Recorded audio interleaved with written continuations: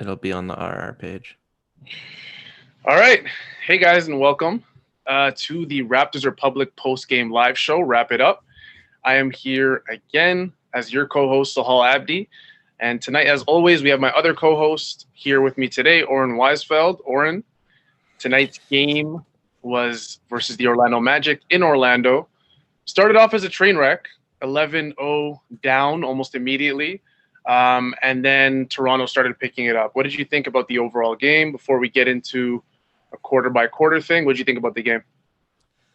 It was great, man. I came into it expecting nothing great because Orlando games are usually not great, and back-to-backs this season typically haven't been that good when teams play the same team twice. But fuck, Fred VanVleet, man, what a beast. It's super weird to me that he has that franchise record now because I just never think of him the same way I think of a DeMar DeRozan as Yeah. like that like killer instinct scorer who just wants to take over games. But you can see he has a little bit in him, and I guess tonight was just a night he was like, we're winning and I'm doing it. Yeah. Yeah. So just some notes, some game notes from today's game. Started obviously at 7 p.m. Norm was finally available. He was suffering from a right quad injury or a contusion, to be more specific. He did start the game. OG was out again.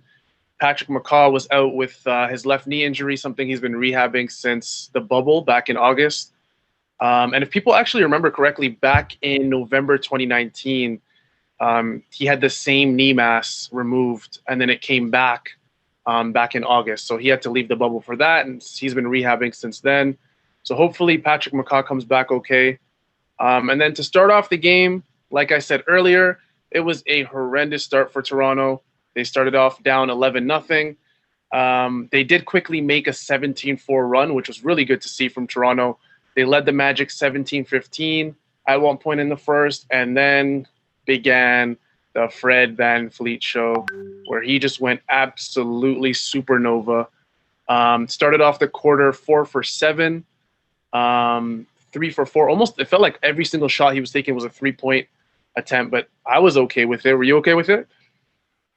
I was happy with it. It was what can you say, man? Yeah, The part of the game that impressed me from Fred was that even once he started climbing like the 30s, the 40s in terms of points, he never like fell in love with the shot. Like he kept like taking it to the rim, he kept finding teammates. He yeah, was attracting that Steph Curry level of like attention to like his side of the court. So the weak side, like there was a couple plays. One Utah had like just a clear dunk to the rim on the weak side because like three guys were watching Van Vliet. And he was being kind of unselfish, which is crazy to say in a 54-point game. But like he never like, if that was me, I would have just pulled up every transition opportunity, pull up.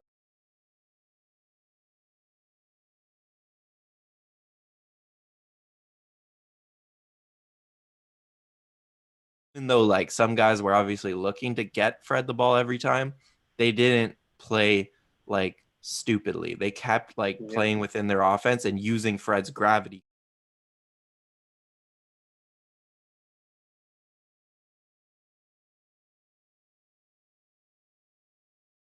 line, right? But he was just Yeah. being smart reading that, and Kyle obviously fed him a couple times, and it was fun, man. Like we have to take these kind of games, like we have to appreciate them because in a season like this, it's been a lot of down bad, and this was just such a fun night. Yeah, it was so much fun to watch. I mean, whenever a franchise record is broken, especially a scoring record, I mean, you can't really complain as a fan. And then we're gonna go back to the first quarter. So Fred's absolutely possessed at this point. Mid first quarter, Norm looked good early as well, which was actually a good change for Raptors fans. We all know Norm's been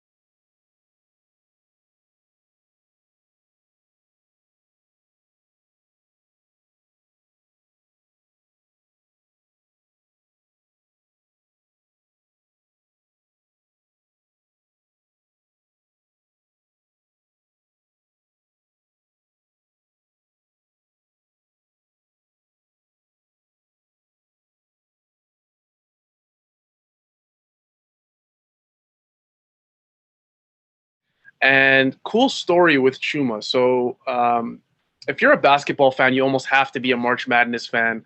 I was watching a March Madness game a couple years ago with Auburn and North Carolina, and Chuma was one of the best prospects in the nation, almost a guaranteed lottery pick.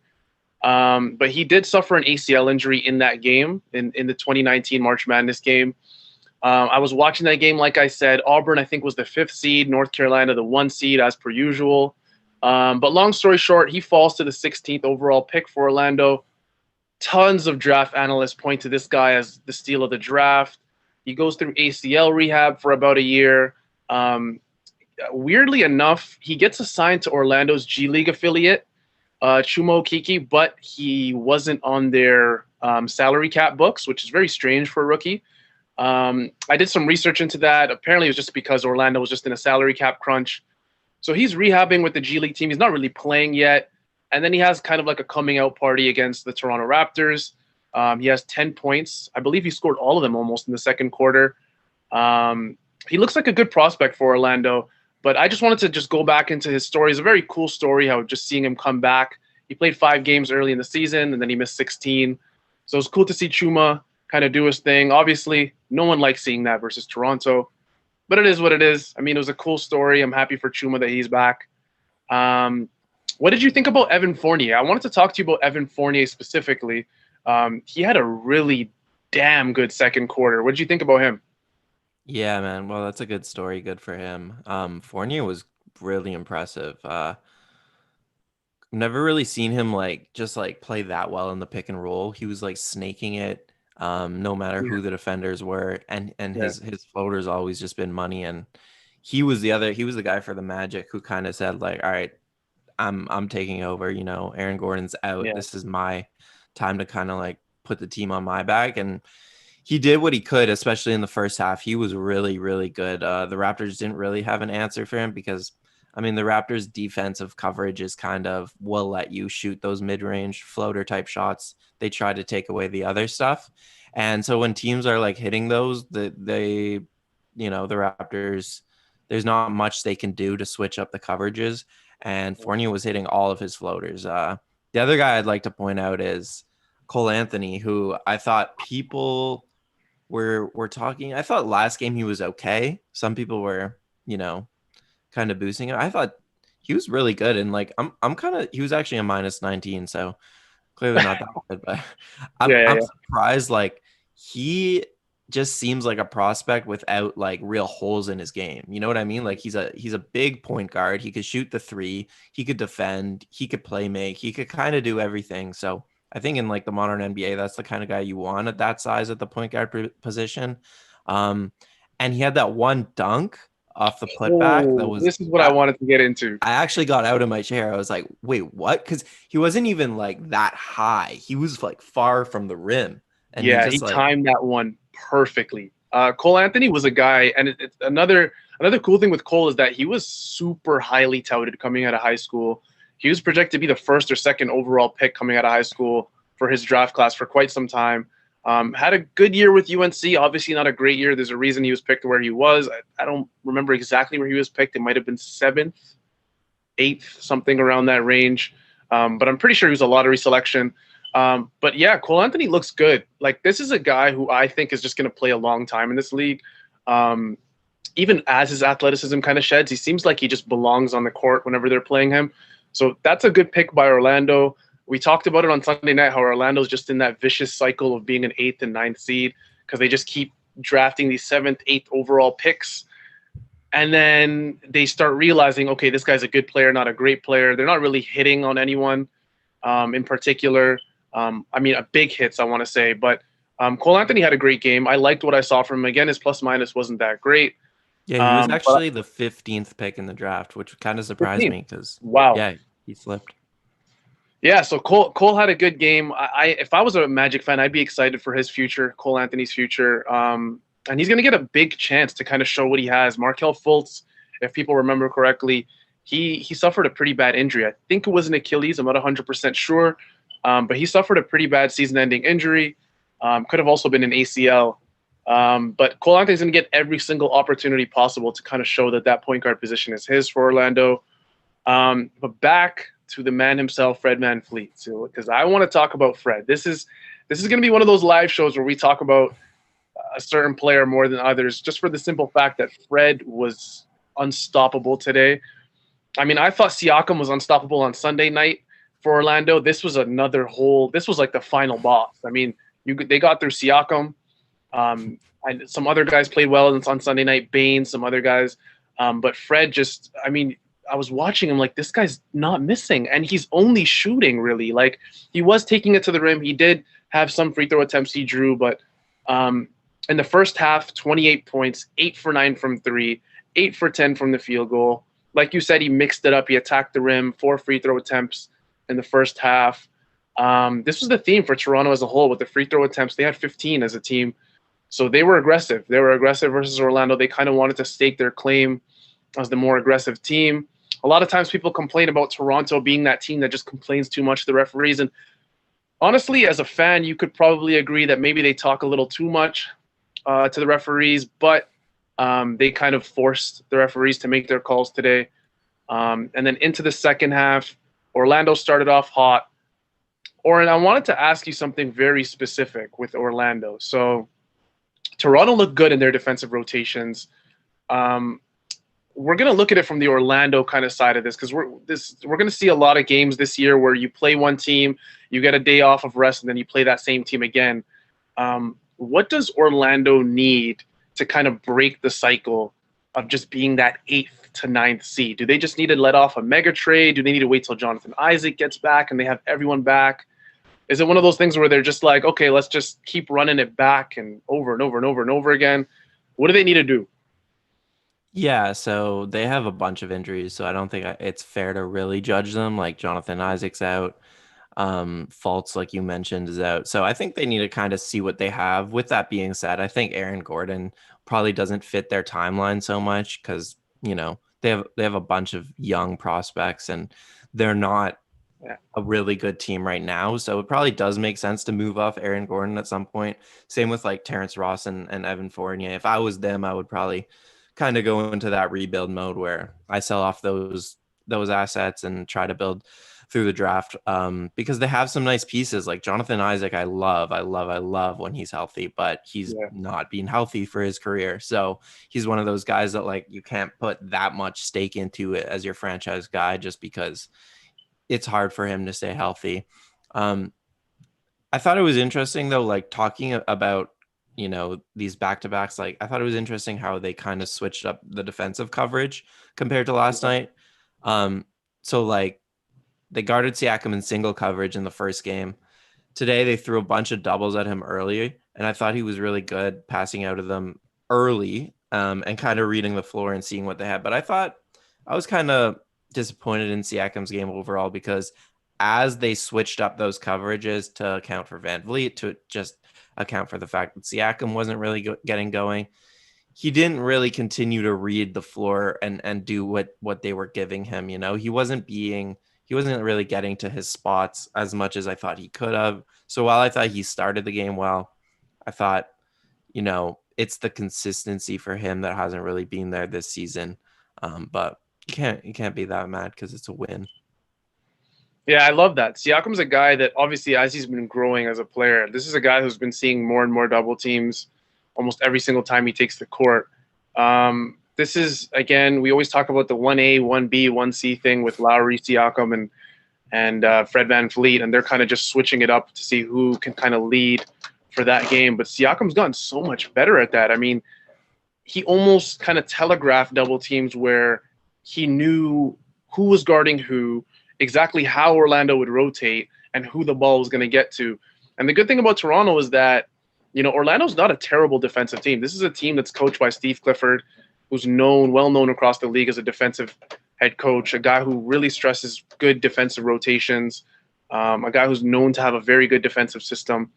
So Orlando wasn't, with their double teams, it wasn't necessarily like, okay, we're going to double team and we're going to leave this guy open. It was like, we're going to double team, leave this guy open for a second, have everybody rotate, and hopefully we get to that last guy in time.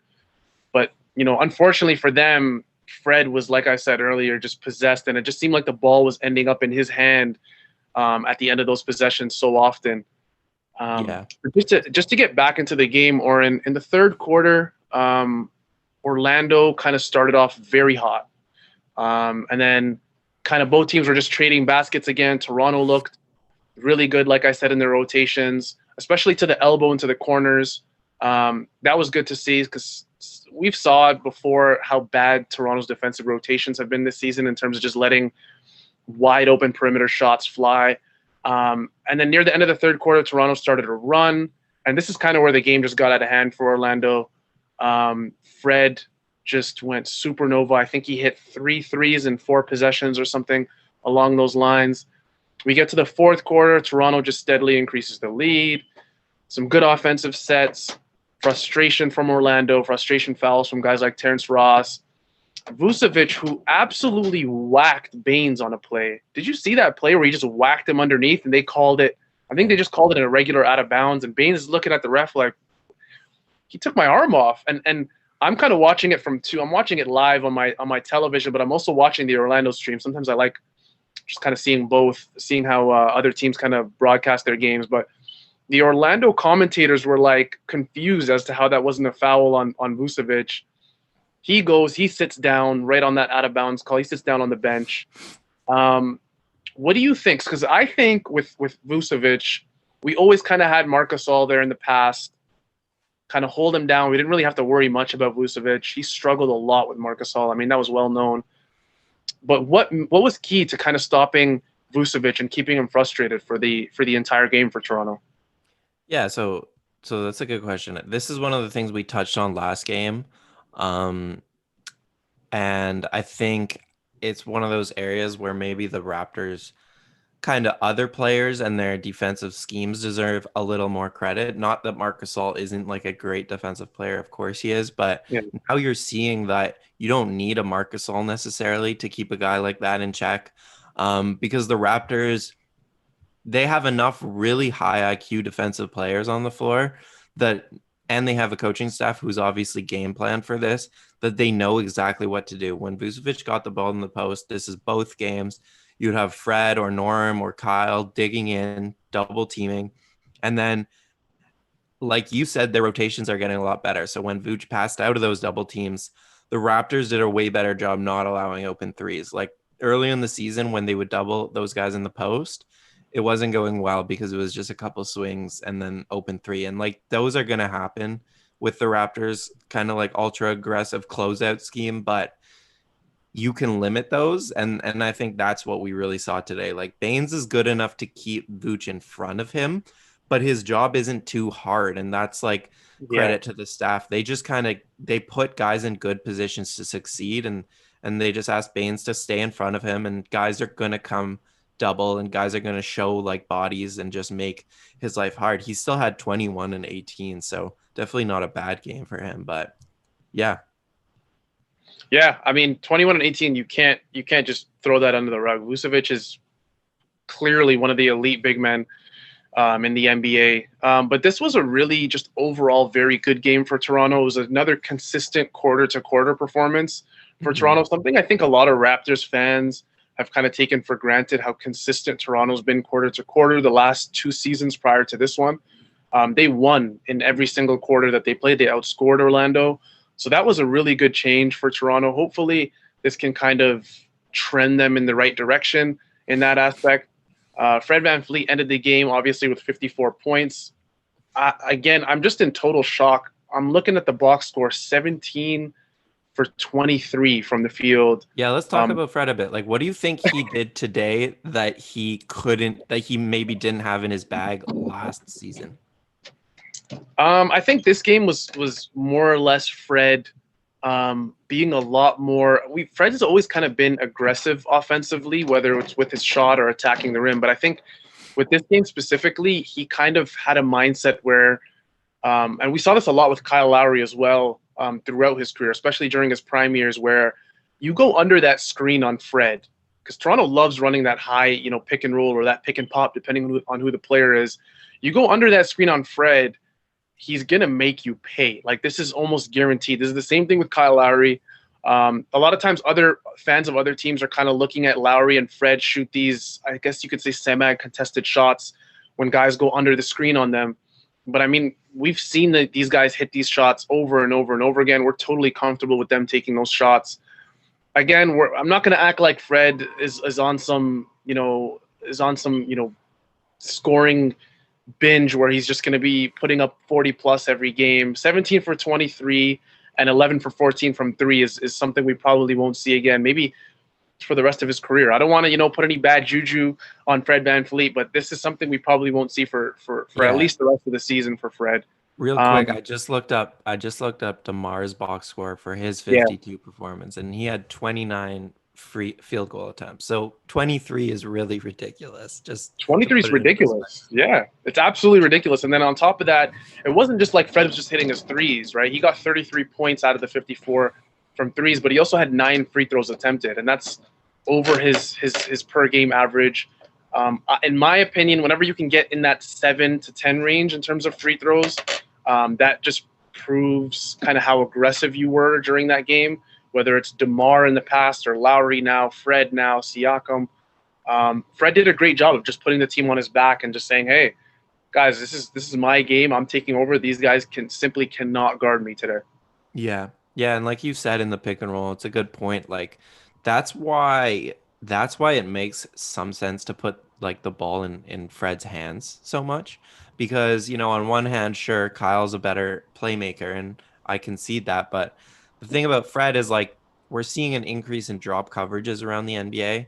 Orlando does it a lot. Like a team like Milwaukee is obviously known for it, and Fred is the perfect like type of point guard that kills that, right? Like you drop against Fred in the pick and roll. And today was obviously the best example of his career where he will kill you if you do that.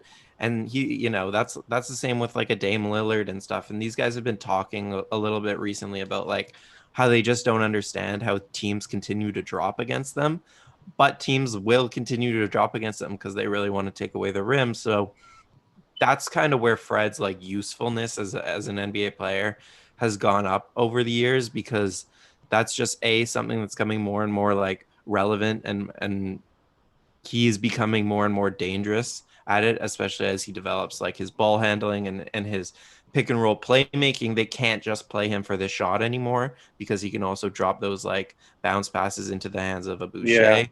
So he's becoming dangerous, and like I don't know, like people always say like that this is a real like hit in the head to those people who said Fred was overpaid. I didn't see that many real Raptors fans that said Fred was overplayed.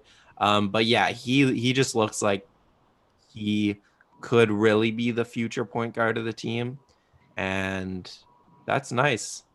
Yeah, it is. And I was, like you said, I didn't see a lot of Raptors fans saying that, but obviously when it reaches those national levels of Bleacher Report and Shams and Woj kind of putting their 2 cents on the Fred VanVleet extension, people who haven't watched the Raptors are obviously going to look at that number and be like, what the hell is going on? But the good thing for Fred is that he made his money essentially in the finals, and then he made it with a very good year last year. So with Fred, again, can he be that 1A for Toronto? The hope is there, obviously.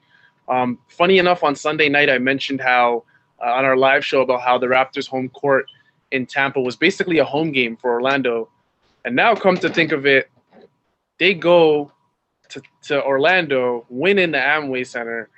I don't know, man. Toronto might have 2 home courts now, or maybe 3 if you count the Air Canada Center with Tampa, Toronto, and then obviously Orlando. Toronto over the years has just been – they've had Orlando's number. I mean, playoff games and in the regular season. Again, Orlando very injured. So if you're an Orlando fan watching this isn't us gloating over this type of win, but from a Toronto perspective, this is a very good win for them. You hope that this can trend them in the right direction. Yeah, if you're an Orlando fan watching, we are your daddy. You're our sons. And you're our son. Because we can say that because we played you guys at full strength, and now we're playing you guys at like 75%, and it's the same result. So, and then looking at it from a guy like Vucevic, I hate going back to this guy, but I mean his last 3 years facing Toronto has been absolute hell. I mean, relative to the other teams he's played, I think he's played Marc Gasol probably 5 to 10 times over the last 2 years when Marc Gasol was in a Toronto Raptors uniform. I'd say like maybe 5, 6, 7. And Marc Gasol gave him hell. We all know that. And then this game, obviously, again, he had 21 and 18, but he just looked frustrated. You can't lie to yourself as an Orlando fan and claim that Vucevic wasn't frustrated with the rest of the team and how they're performing, their lackadaisical defensive coverages. There was this one player where Lowry dribbled it up slow up the court and kind of just threw like it looked like a floater, but I was like, why is he doing a floater from 35 feet out? And then I realized Fred VanVleet's coming off a very simple concept where he's just coming off a little curl and ending up at the bottom of the rim, and he catches it wide open under the rim. And Vucevic just kind of looks at Fournier and looks at him like, what are we doing here? Like, are we playing like defense here? Or like, we're not going to win if we're playing that type of defense. Yeah. But again, this was a huge game for Toronto, a bigger game for Fred. Oren, do you have any more thoughts on the game? Yeah, so real quick on Vucevic, he's not the only star that the Raptors do that to. They need to be given credit because they consistently hold stars under their like season averages, and they make other guys shoot. And you look at the field goal attempts today, Vuce had the most, but not by much. And like, in general, the Raptors just make other role players shoot the ball, and some nights they lose because those role players hit a lot of threes, but most nights, at least in the last few seasons, they win with that strategy. The last thought I have for the game before we get into some of these YouTube questions is the Raptors ran really well today, and that's kind of a thing we hit on last game, how their transition offense has been not that efficient this season, though they still try to run a lot. Today was way better. Just like the eye test, you could see like guys were running with each other. It wasn't like a one or two guys running at a time. It was like consistently guys were getting ahead of it, and there was some like go ahead passes, and they had, I think, 28 points on the fast break today. So that's something I'm going to be looking for going forward for the Raptors. But let's get into some questions. You want to read one? Yeah, so we have a question about Aron Baynes. And Aron Baynes, by the way, was a plus 25. That was the best plus minus on the court today. The question is, do you want to give credit to Aron Baynes to freeing up Freddie tonight with his picks or his screens? What did you think about Oren, his off-ball success today, Aron Baynes? Yeah, no, I think he definitely deserves credit. This is something that like we were anticipating coming into the season because Baynes is a really good screener. That's probably his number one offensive talent. He's just a wide body, and he sets really hard screens. And so the Raptors ran a lot of like pick and roll with him today, and that definitely deserves some of the credit for Fred kind of just, and Kyle had a lot of those too, kind of getting the space that he needs to put up that shot. And like I think like Blake Murphy reminded me that Aron Baynes had COVID in June, and he's 34 years old, I think. So like as bad as the start of his season was, and it was really, really, really bad, he needed some time to kind of get his legs back under him. And we're seeing these past like 10 games or so, I think he's been really good for the Raptors. Like his 3-point shooting still isn't there. And if that doesn't come back around, that's going to be a problem for sure. But the screening definitely helps the Raptors offense. Yeah, and then back to what you said about Aron Baynes not really being ready for the start of the season. People got to remember, there was a shortened training camp or shortened preseason. Toronto was kind of looking at it, and this is obviously the case for all NBA teams, but I was kind of looking at Aron Baynes, obviously in frustration at the beginning of the season, like what's going on? Is this who he is? Are we just seeing just your typical regression for a guy who's age 34? I was looking through his career stats, and I was like, there's no way this guy's shooting 39% this season. Again, that was prior to the Sunday night's Orlando game, but obviously that's improved. But that's, I think, what we've seen so far from Aron Baynes in terms of before Sunday night's Orlando game has kind of been an anomaly. We're seeing an Aron Baynes looks like the Aron Baynes that we were kind of projecting on getting or prepared on getting as a Toronto Raptors team. One other question that I wanted to ask you, Oren, this is also in the chat, And by the way, I want to thank all of our live viewers for watching today, whether you were in and out, whether you stayed with us to the end here. A viewer asked, has Pascal Siakam's passing improved? We did go through it earlier, his passing, but what did you think about Pascal's improvement in that department? Yeah, the last thing, just to hit on Baynes one Yeah, more time. He had 32, he played 32 minutes tonight, which I'm pretty sure is a season high for him. yeah, yeah, And 2 of 4 from the field. So that's kind of like what you want. You don't want him to be the guy who's shooting a high volume of shots. You want him to be the guy that's rebounding, screening, and that's it. And that's how he got to plus 25. It's not trying to do too much. He took like 7 threes last game, and that's a bit much for me. I'd rather him be a low volume guy who's just, the fifth option, which is kind of something that the Raptors need to change, because last season OG was the fifth option in the starting lineup, and the centers, had a lot of volume. And I think with Baynes' limited offensive skill set, he should be the fifth option in that starting lineup. But yeah, to get to Siakam here, so yes, I think his passing has improved for sure, especially in the half court. Um, he's getting to play as a pick and roll ball handler a little bit more. You've seen improvement there just because he's getting to do it. He's way better passing out of the post. He's posting up a career high amount, and teams are doubling him a lot. And so he's done a really good job this season passing out of those doubles.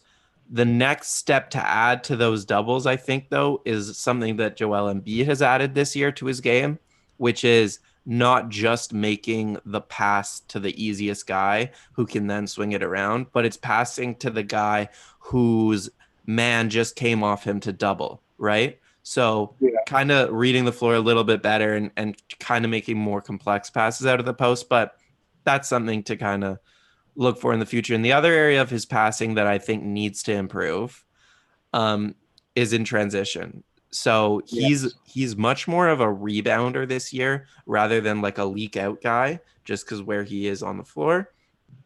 But he needs to learn, if he's going to be the guy dribbling down the court in transition, he needs to get better at those type of plays. Yeah, for sure. I think transitions probably, I could say, where he needs to improve most. Like I can agree with you there.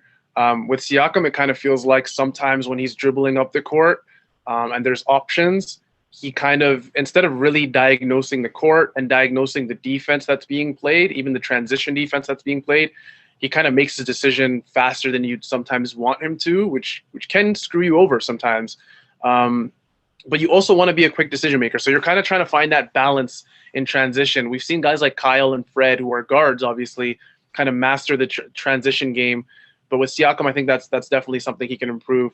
I'm going to get to the last question that we're going to answer for our live post-game chat. How do you project out Yuta Watanabe? I got to always say that right. Yuta Watanabe right now for the Toronto Raptors. How do you project him? I like him a lot. I could see definitely him getting a little more minutes as the season goes along. That's probably going to come at the cost of someone like Stanley Johnson or Terrence Davis. Yeah.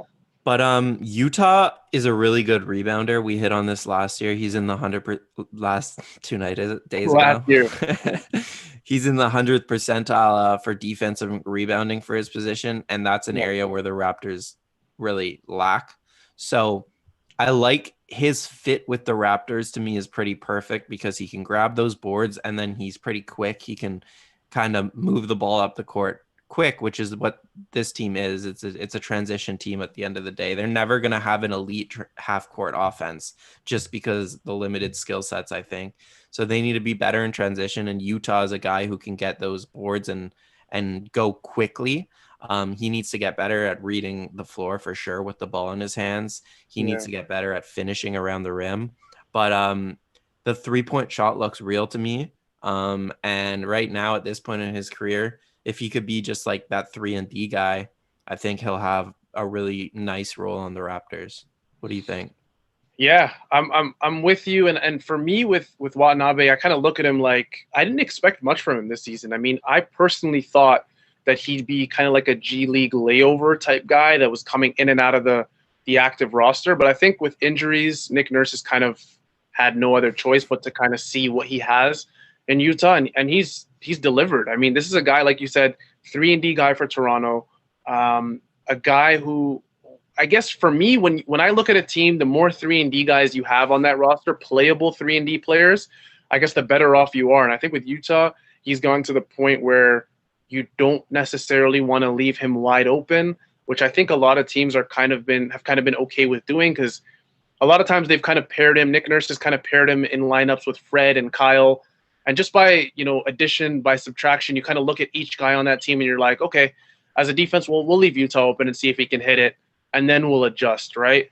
And Utah's kind of left teams, he's been hitting them. So, I mean, with Utah, he's super active defensively, rebounding really well. Like you said, he's in the 100th percentile, I think you said. Yeah, he's grabbing 23% of defensive rebounds on the floor. That's insane. And then you also see it in the effort. Again, not the most athletic guy, but he is athletic for his size. I project this guy to kind of stake his claim in this roster's rotation. He just needs to keep up the effort. Honestly, as long as he hits the 3-point shot at a respectable rate, and kind of Nick Nurse can kind of rely on him as that third, fourth wing defender for Toronto, I think you'll see Utah be playing a lot more for the Toronto Raptors this season. We don't want to stretch it out too far, guys. I want to thank all of our live viewers for watching this tonight. Oren, is there anything you want to plug, honestly, before we go? Plug. I'll have a piece coming out. I don't want to say too much, but I'm excited about it for sure. It's kind of touching on the Raptors' transition offense and why they've struggled to be efficient in that play type. And I think today was a good example where they ran a lot, and it's getting a little bit better, I think, as the season goes along here, but there's still issues. So look out for that. Other than that, I guess follow me on the Twitter sphere, follow all of us on the Twitter sphere. Yeah. And YouTube.